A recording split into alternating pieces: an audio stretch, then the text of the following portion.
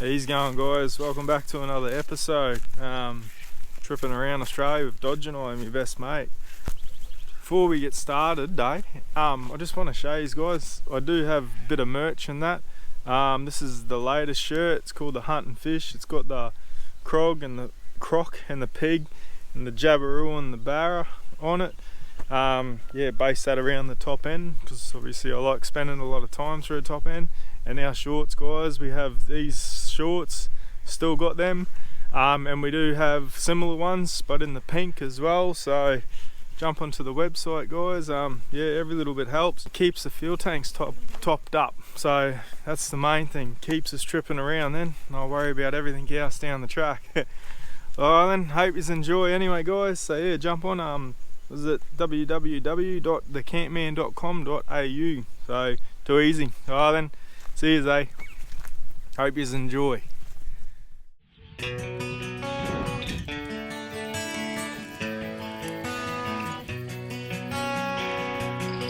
Oh yeah, I got him. Oh, nice.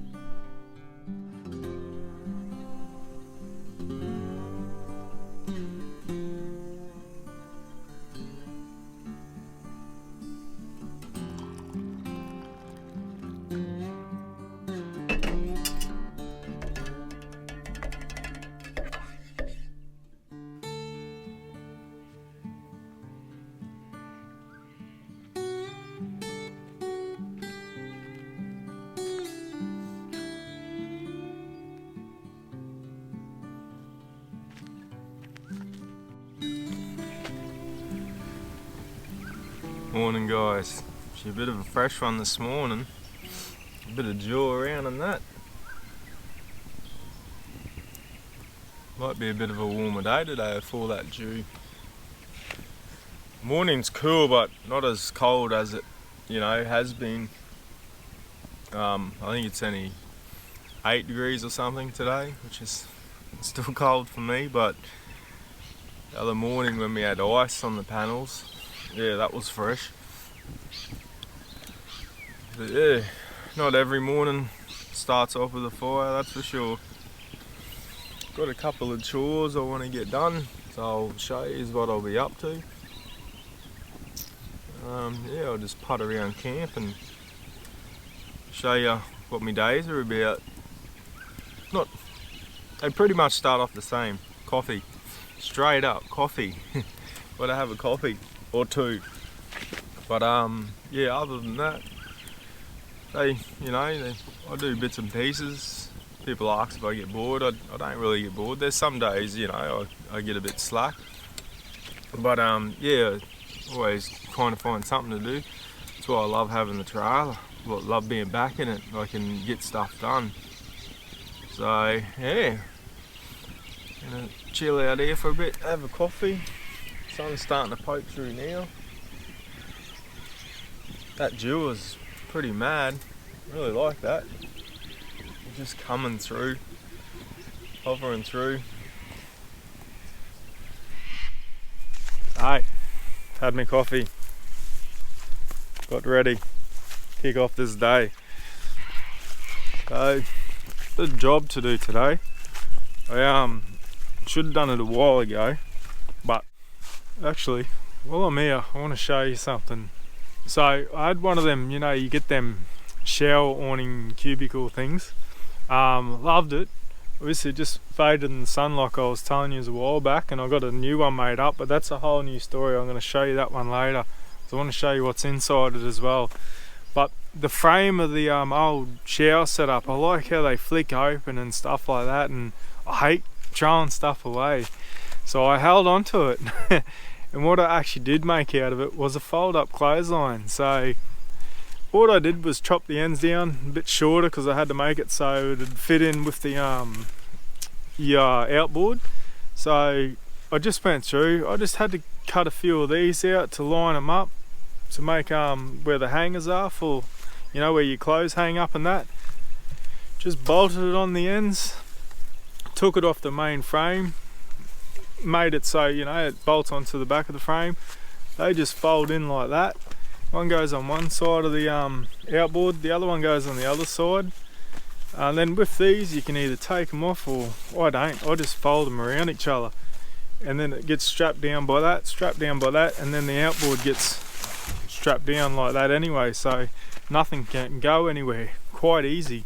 Take the outboard off, then I do take a few straps out so the outboard can come off. But yeah, it's just yep, putting a rope in the tree's easy enough, but I just like making things a little bit easier, and it's on board. And I used to coat hanger myself a lot too, on the clothesline myself a lot on the rope across the trees too at stages, especially after a couple. So, but yeah, I guess I just really wanted an excuse to be able to keep it, and I like what it did, so I like what I could make out of it. So yeah, just thought I'd show you that on the way through. Arlen, we'll carry on. But I never had any insulation anyway until I got back to the old girl, so I picked some extra up just in case, and I'm glad I did. I was laying there this morning, like, thought about it a while ago actually, with heat, not so much cold, but under the bed. So here I am, I'm in a box. So in the box, like underneath, like where I sleep, sorry, the bedrooms are like a canopy, so underneath is empty. It's got about a foot underneath or so I can store stuff underneath there. But in the heat, she can get pretty hot, and it goes through the mattress, and you know, it gets warm in here. Laying there this morning, and the same thing pretty much happened with the cold. I got me little thermometer temp gun, and I put it on, I think it was about 5 degrees or something on the actual base itself, and then I put it on the insulated part, and I think there was about probably a 5 degrees difference. So what I'm going to do is I'm going to get this insulation and lay it underneath the mattress. So hopefully, you know, I know it's going to work. It's definitely going to work. So it's going to take a bit away the coldness in winter, and also it's going to take away a bit of that heat in summer. So it's one of my jobs. Like, if you haven't noticed, I've got insulation everywhere. It's brilliant. If you don't have it, get some, especially if you're doing a build. It may not look the neatest, I Sikaflex it on, but I'm not really in for neatness. I want things to work, so it works good. I've got it everywhere. I've got it on my sleeper cab, I've got it, you know, on the front box, I've got it on the toolbox door, I've got it all throughout the dog crate. That makes a hell of a difference for her. So yeah, anyway, we will start ripping this apart and get stuck into it. So here's the stuff. I've had it for a little bit. I got a fair bit of it at the old girl, so when we got something made, there was left over. So every time I need some, when I go back, I grab some. Running out of things to do though, but then I think of stuff like this. So I thought, like I said, I thought about it ages ago too, but I just never had it with me. This is real easy to work with, I find. You cut it with a knife. Got a good sharp knife, cuts easy. So I'm lucky because the width of it is pretty much the same as the bed. For those who wonder, in the bed's it's the same as the double, so it fits a double-sized mattress straight in there. So got the width all right. Now I just got to cut it to length, which is about 2 meters, which I'm hoping is going to be enough. Should be. So I might even cut it a little bit bigger, because the thing with this, if it is a little bit bigger, it'll just wedge in there, so that'll stop it from moving. You can always cut some off if you have to, you just can't add it, eh?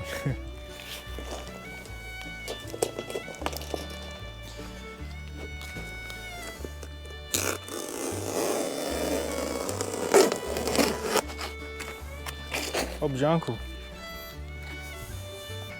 Now I don't even have to take the bed out, the mattress. I'll just lift it up, it'll wedge up, and I'll just slide this straight underneath.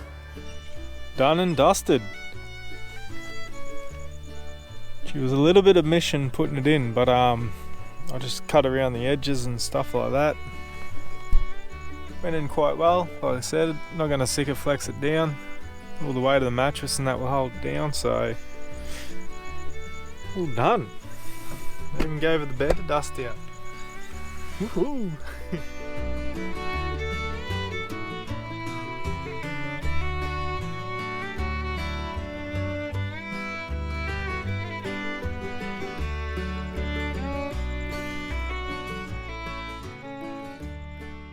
So, when the sun's full on blaring, it's time to charge everything. Batteries are up, it's in the middle of the day, I've got good sunlight, and then everything that I got, pretty much, everything it needs to be anyway, gets charged, especially when I'm, doing this work all the time and that, using the cameras, and yeah, so, got to make sure the big Canon's charged, little battery packs, my Zolio, all my GoPro stuff, all the different bits and pieces of camera gear I use, the what do you call them, little Rode microphones, so UHF mics, drone, all the all the GoPros are on. I've got 4 of them. Yeah, and then over here, everything that I film has to be taken off and put onto the laptop. So it's just something else I do, and yeah, make sure I do it, because there's nothing worse when you go to use it and it's full, which I do a lot. Used to do a lot more, but yeah, getting onto it now, getting on top of it. So yeah, I'll do all that while the sun's pumping away, and I've got plenty of power to do it. So I might even do a bit of editing, try and get on top of all that stuff too. So yeah, good fun, but can be time consuming, setting up cameras and stuff like that. So, but I like doing it. Just, yeah, hopefully I get better at it. Oh then. It's enough computer work for the day. Let's go get some firewood.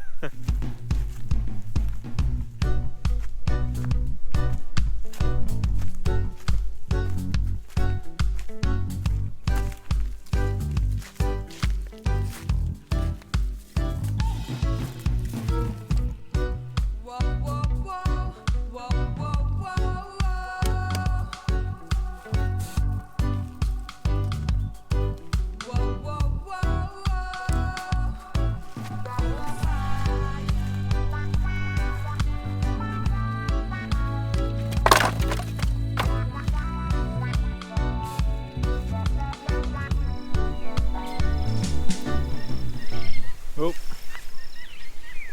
after the big day we've had, doing the installation. Joe wants the ball thrown.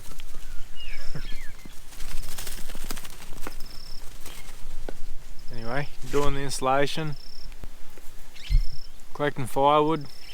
I think it's time to play a bit of music, mix a drink, get this fire going, because I'm feeling like a bit of rump steak tonight. So we'll get stuck into it after a few throws.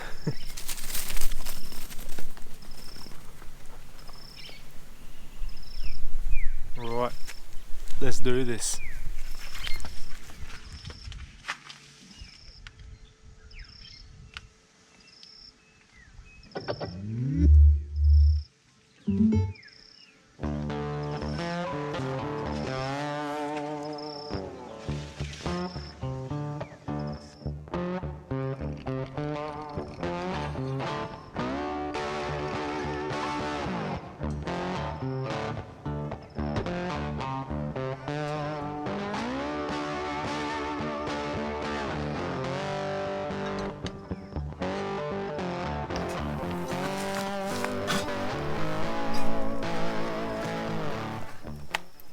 Would you believe, to start my fire at the moment, I use my shit paper. I'll explain the to it later on. But yeah, all my dunny paper goes straight into that. I either put a bit of Carol in it, or leftover oil from when I do an oil change, mixed up with a bit of fuel, so same sort of thing. And that's what I put in there. Same thing I used to do with my tea bags. Dry them out, put them in some Caro, or same sort of thing, oil and petrol. Makes a good fire starter.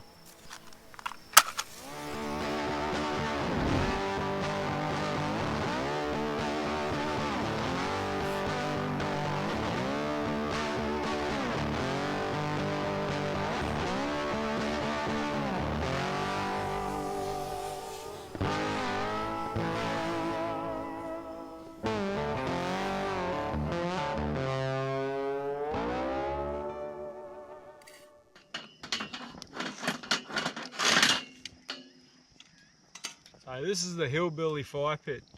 All stainless, packs down. It's not a flat pack, but the reason why I got this sort of one is I can still put a shovel in it. If you have the flat packs, how they curve in, it's really hard to put a shovel in it to get coals out if you want to put it on your camp oven or stuff like that. So I can dig out coals easy in this sort of fire pit. I can, wrap stuff in alfoil, put it in quite easily. So that's why I went this sort of fire pit. Just putting it out there.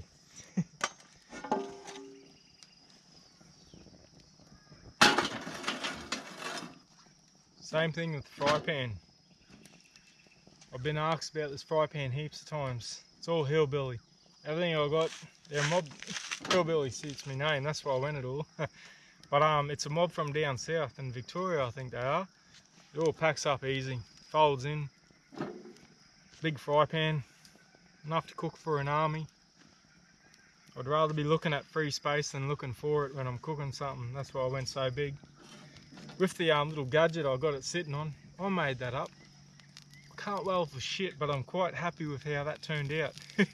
Just a bit of stainless rod, yeah, whatever you call it. Put it together, sits on there good. Put my kettle on there, put the fry pan on there. Bit of an idea for you. So I put my cooking oil in just one of these little, your sauce bottles. So I don't get them mixed up. Obviously tomatoes red, barbecue's brown, but what I do is go all the brown for barbecue, and my actual barbecue sauce has the white lid. So that's, to me, I know what it is. It's like looking at a red jerry can, it's fuel, unleaded. Easy as that. I got it on an angle so it all goes down at one end, so I'll cook my spuds on the one side, cook my steak up top.